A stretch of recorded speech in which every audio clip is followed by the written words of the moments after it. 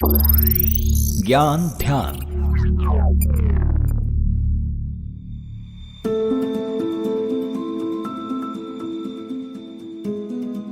अक्सर होता है कि मुख्यमंत्रियों का राज्यपाल से टकराव देखने को मिलता है। कभी ये टकराव कलराज मिश्र और अशोक गहलोत में होता है, तो कभी अरविंद केजरीवाल और अनिल बैजल में दिखता है। राज्यपाल का पद अक्सर चर्चाओं में रहता है, तो आज हम ज्ञान ध्यान में राज्यपाल की शक्तियों और अधिकारों के बारे में बात करेंगे। नमस्कार, मैं हूं अमन गुप्ता और आप सुन रहे हैं आज तक रेडियो। सबसे पहले राज्यपाल से जुड़ी कुछ बेसिक बातें समझ लीजिए। संविधान का आर्टिकल 153 कहता है कि राज्य में राज्यपाल का होना जरूरी है, लेकिन किसी भी प्रदेश का एक ही राज्यपाल होगा। हालांकि एक व्यक्ति 2 या 2 से अधिक राज्यों का राज्यपाल नियुक्त किया जा सकता है। राज्यपाल की नियुक्ति राष्ट्रपति करता है, लेकिन ये नियुक्ति प्रधानमंत्री की सलाह पर की जाती है। राज्य में राज्यपाल की स्थिति उसी तरह होती है जिस तरह देश में राष्ट्रपति की होती है। हालांकि राज्यपाल को राज्य में केंद्र सरकार का प्रतिनिधि माना जाता है, लेकिन वो राष्ट्रपति के नाम पर ही काम करता है। राज्यपाल का कार्यकाल 5 साल का होता है, लेकिन नए राज्यपाल के पद संभालने तक ये जिम्मेदारी पुराने वाले राज्यपाल के पास ही रहती है। राज्यपाल को उसकी नियुक्ति की शपथ संबंधित राज्य के उच्च न्यायालय का चीफ जस्टिस दिलाता है। अब सवाल आता है कि कौन बन सकता है राज्यपाल। तो संविधान के आर्टिकल 157 और 158 में राज्यपाल पद के लिए योग्यताएं बताई गई हैं। इसके तहत वो व्यक्ति जो भारत का नागरिक हो, 35 साल की आयु पूरी कर चुका हो और किसी लाभ के पद पर ना हो, संसद, विधानसभा या विधान परिषद का सदस्य ना हो, सक्रिय राजनीति से दूर हो, वो राज्यपाल बन सकता है। अगर किसी सांसद या विधायक को राज्यपाल बनाया भी जाता है, तो उसे शपथ लेने से पहले अपनी सांसदी या विधायकी छोड़नी होती है। राज्यपाल की नियुक्ति में कुछ परंपराएं भी समय के हिसाब से बनी है।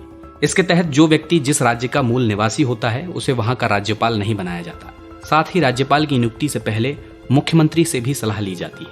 हालांकि इन परंपराओं का पालन करना अनिवार्य नहीं होता है। अब बारी आती है राज्यपाल की शक्तियों की, लेकिन उन पर चर्चा करेंगे, उससे पहले लेंगे एक छोटा सा ब्रेक। आज तक रेडियो aajtak.in/radio ये हमारा पता है, लेकिन हम आपके पसंदीदा ऑडियो प्लेटफॉर्म्स पर भी हैं।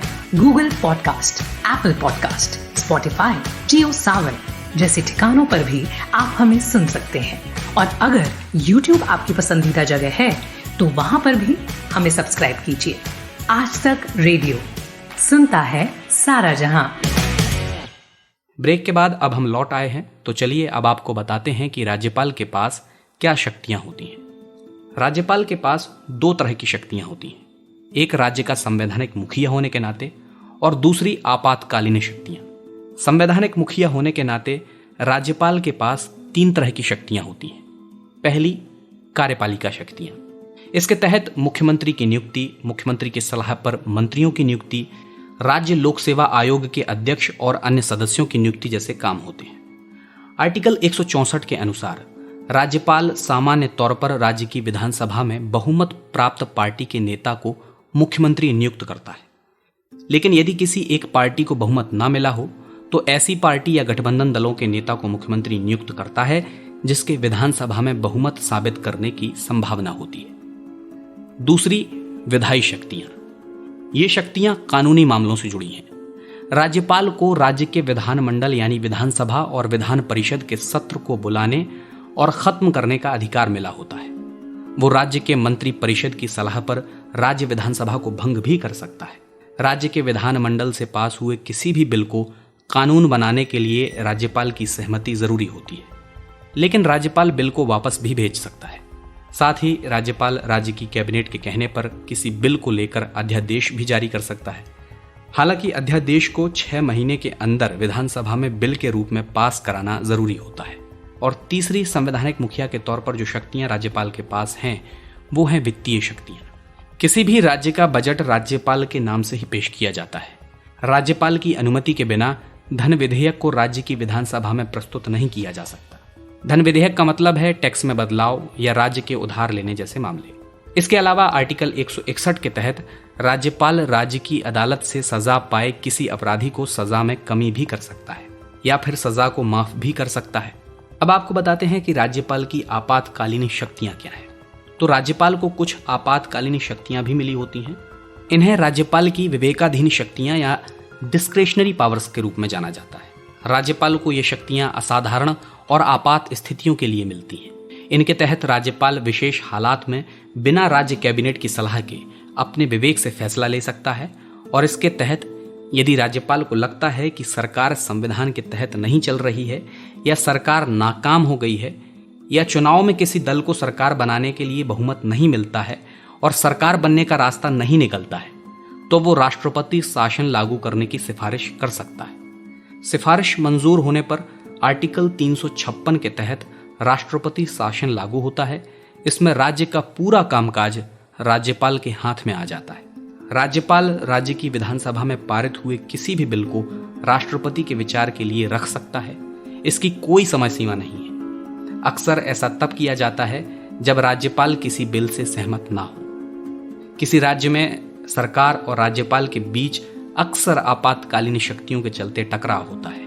जैसे मिसाल के तौर पर बीते दिनों राजस्थान में अशोक गहलोत और कलराज मिश्र के बीच टकराव हुआ।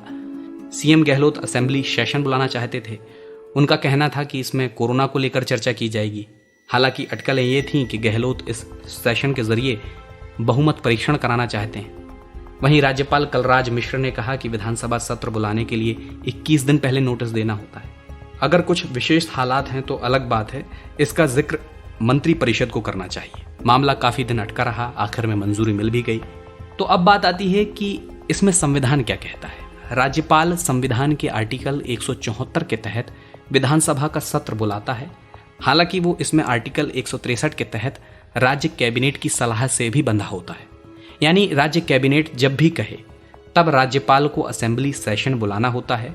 लेकिन आर्टिकल 163 ही राज्यपाल को यह विशेष अधिकार भी देता है जिसमें वो अपने विवेक से फैसला ले सकता है। बस यहीं पर कलराज मिश्र हावी हो गए।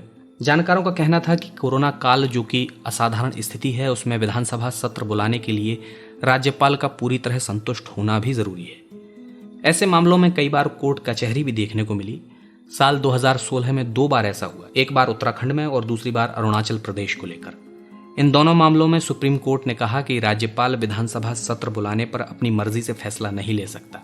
उसे सीएम और कैबिनेट की सलाह पर विधानसभा सत्र बुलाना होगा। तो ये थी राज्यपाल की शक्तियों पर एक बुनियादी जानकारी, जिसे आपने सुना हमारे ज्ञान के पॉडकास्ट ज्ञान ध्यान में। आपको ये पॉडकास्ट कैसा लगा आप लिखकर हमें बता सकते हैं radio@aajtak.com पर। इसके अलावा अगर आप हमसे सोशल मीडिया पर जुड़ना चाहते हैं तो वहां पर भी हमारी मौजूदगी है। फेसबुक, ट्विटर, इंस्टाग्राम, यूट्यूब, सभी जगह हम आज तक रेडियो के नाम से मौजूद हैं। आप जाकर वहां हमें लाइक, फॉलो, सब्सक्राइब कर सकते हैं। अब अमन गुप्ता को इजाजत दीजिए। नमस्कार।